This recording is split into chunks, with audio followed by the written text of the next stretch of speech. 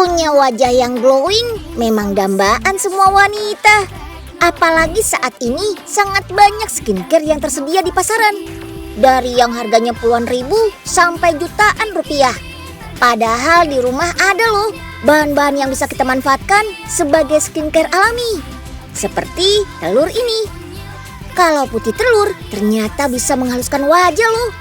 Nah, biar wajah kita nggak bau amis, kita tambahkan jeruk nipis.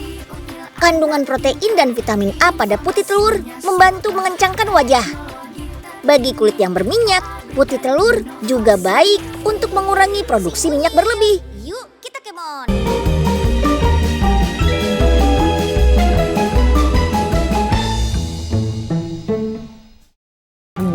Harga tiket ke luar negeri mahal-mahal banget lagi. Kan pengen healing. Katanya gue pengen kemana sih ke luar negeri? Dibilangin pengen healing, pengen jalan-jalan, pengen refreshing. Sekalian buat nambahin foto di sosial media, Nyil. Katanya gue tahu nggak? Kata pemerintah, jangan kepergian ke luar negeri dulu kalau nggak penting-penting banget. Emang kenapa, Nyil? Soalnya COVID-19 lagi meningkat dan ada varian baru dari Afrika Selatan. Oh gitu ya, Nyil ya? Tapi kan aku pengen healing, Nyil. Ketahu nggak, Kak Tinggo? Dengan berpikir positif dan olahraga, itu tuh udah cukup banget buat healing. Oh gitu ya, Nyil ya? Kalau gitu, aku tunda dulu deh penerbangannya 3 hari. Ya, sama aja goong Kak Tinggo kalau 3 hari.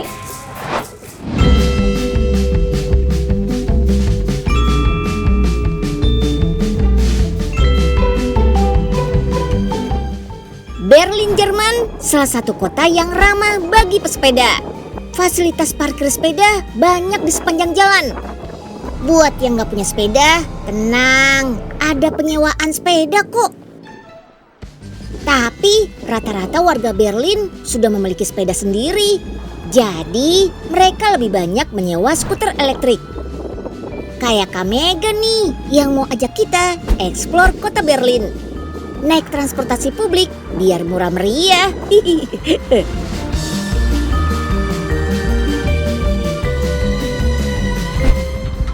Oke, jadi sekarang kita lagi mau naik skuter untuk ke halte bis 100 yang akan membawa kita keliling Berlin.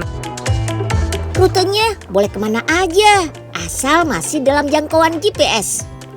Penyewaan skuter ini tidak ada batas waktu.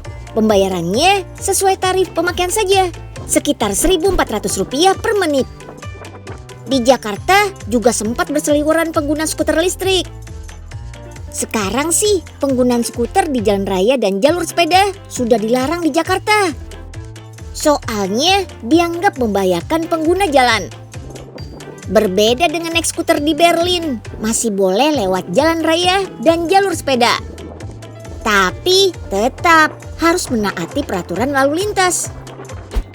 Kalau sudah selesai, tinggal balikin aja ke tempatnya. Tenang, gak perlu balikin ke lokasi awal pengambilan kok. Simpan di spot lain juga bisa.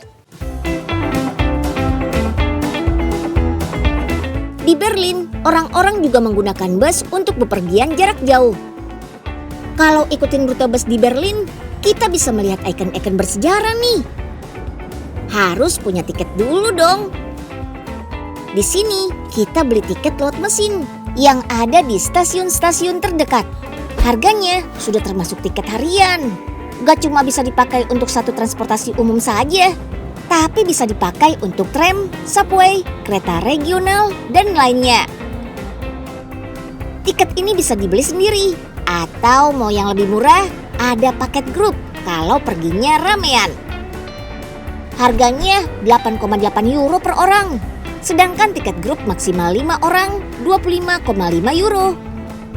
Lebih irit sekitar 3 euro per orangnya kan? Kita bisa berkeliling dengan rute Berlin Timur ke Berlin Barat hanya dengan bus 100 ini.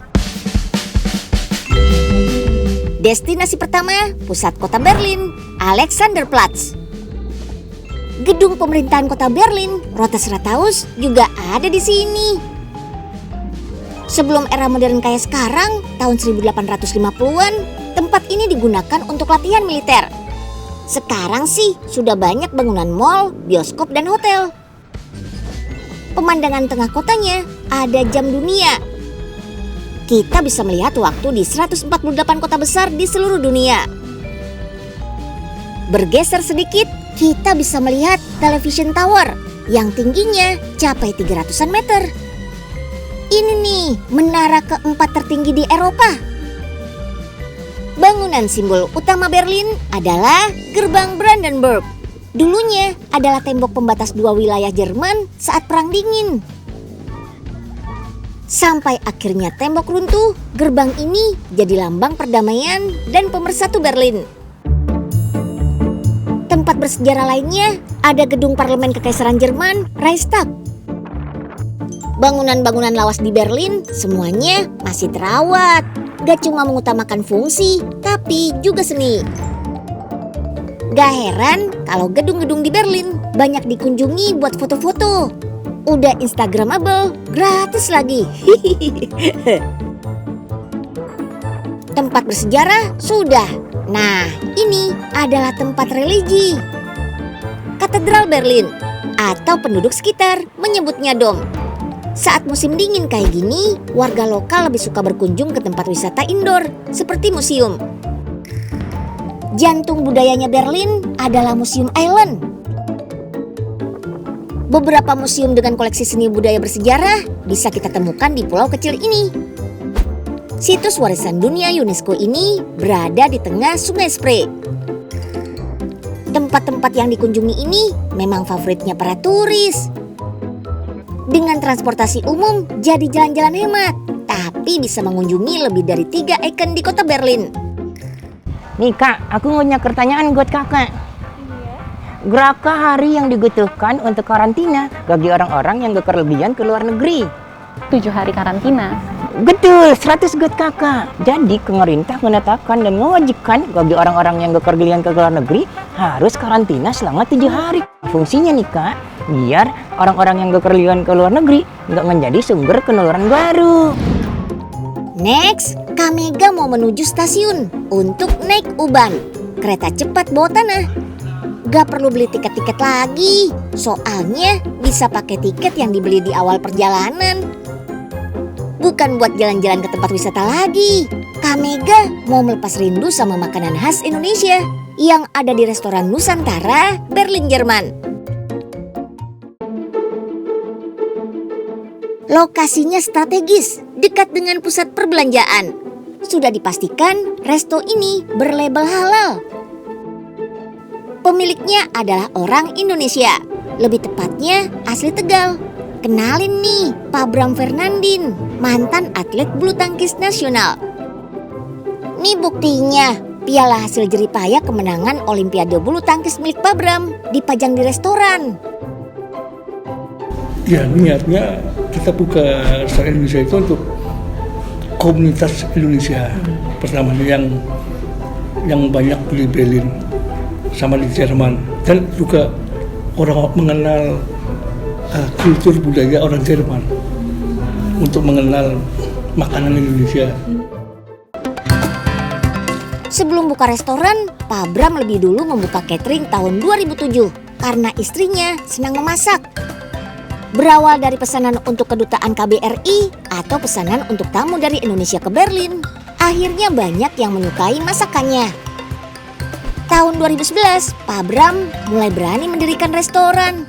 Ini bukan satu-satunya restoran Indonesia di Jerman, tapi di sini sajian menunya lengkap. Sekarang sudah ada lebih dari 30 menu makanan.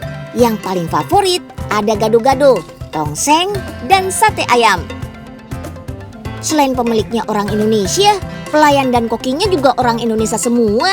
Makanya cita rasanya gak jauh beda deh. Tuh Nyil, kalau masalah makanan aku jagonya Nyil. Baru sebentar udah habis. Oh iya ya Kacinggo ya. Nah karena udah habis, gimana kalau kita main tegak-tegakan Kacinggo? Boleh Nyil. Aku duluan ya. Oke. Kenapa orang Jepang kalau makan mie harus disedot Kacinggo?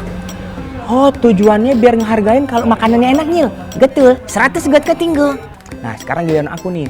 kenapa orang Cina kalau makan harus nyisain Nyil? Takutnya si tuan rumah ngerasa nggak cukup buat tamunya, makanya disisain sedikit biar tuan rumah ngerasa cukup buat tamunya. Oh gitu ya Nyil ya. Nah sekarang kalau orang Indonesia gimana Kak Tenggo? Nih kalau orang Indonesia gini nih Nyil. Mbak nasi goreng 1 ya Mbak. Nah Kak Tenggo kok makan nasi lagi? Kalau orang Indonesia udah makan tapi ngerasa nggak makan kalau belum makan nasi Nyil. Iya ya Kak Tenggo ya. Kak Tenggo kenapa? Kerasaan Kak Tenggo udah makan deh. Nyil jangan bilang-bilang. Oh enggak, ini bukan buat aku itu. Ini udah cukup kok. Mana? Makanan Indonesia kan kaya akan rempah. Nah, di Jerman kesulitan cari rempah-rempahnya nggak sih? Jadi memang dari Indonesia untuk rempah-rempahnya susah sekali. Tapi lambat laun lancar dari Indonesia barangnya ke Belanda, terus di Belanda dibawa ke sini. Di masa pandemi gini, per hari bisa didatangi 20-30 pelanggan. Sedangkan di akhir pekan bisa penuh sampai 50 pelanggan. Lumayan kalau untuk ngobrol-ngobrol sama teman enak karena suasananya hangat dan makanannya makanan Indonesia. Lumayan untuk mengobati rasa rindu kampung halaman. Asik, tabungan udah nambah 5.000 nih buat pergi jalan-jalan ke luar negeri. Emang tabungannya Kak Tenggo udah ada gerakah? Wah, udah ada 65.000 Nyil. Itu mah kurang Kak Tenggo. Kak Tenggo boros sih. Emang gimana sih Nyil cara nabung yang bener? Nih caranya nih Kak Tenggo, tentuin dulu tujuan destinasinya. Terus abis itu sisain 10% dari gaji. Kalau ada tanggahan digagas Kak Tenggo. Iya Nyil. Wah kalau kayak gini aku udah siap banget nih buat nabung nih. Boleh minta pembayarannya? Bentar ya Mbak ya. Waduh, ini bilnya 60.000, tabungan baru 65.000. Duh, ini Mbak, makasih ya Mbak. Makasih. Sisa 5.000. Ya udah Kak Tenggo, makanya jalan-jalannya lewat mimpi aja ya, kan nggak pakai duit tuh.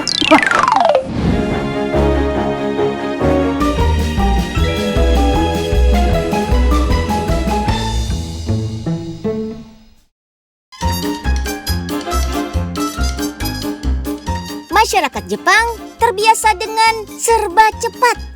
Bukan karena suka buru-buru, tapi karena orang Jepang sudah terlatih disiplin dan menghargai waktu.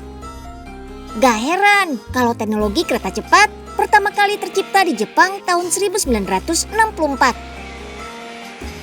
Kecepatan Shinkansen di atas rel bisa menembus 300 km per jam, menjadikannya salah satu kereta listrik tercepat di dunia.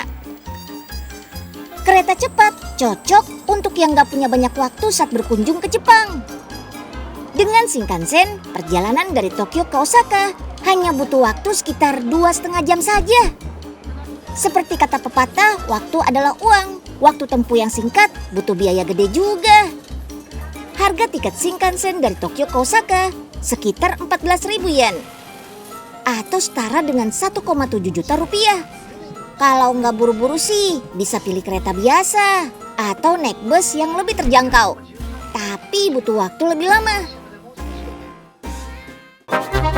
Meski terbiasa dengan teknologi yang serba cepat, orang Jepang masih menghargai tradisi. Like this one, beca tradisional Jepang. Yang bisa dijumpai di sekitar Asakusa, kota wisata paling terkenal di timur Tokyo. Orang Jepang sih nyebutnya jinrikisha. Bukan di kayu seperti beca di Indonesia sih, tapi ditarik kayak gerobak. Berat maksimal penumpangnya hanya 200 kg. Lebih dari itu, abang becanya gak sanggup deh. Dengan membayar 3.000 yen atau sekitar 370.000 rupiah, kita akan dibawa berkeliling kota Asakusa sambil menikmati pesona kota tua. Jinrikisha sudah ada sejak tahun 1865. Setiap hari, para penarik jinrikisha atau hiki mampu menempuh jarak hingga 50 km.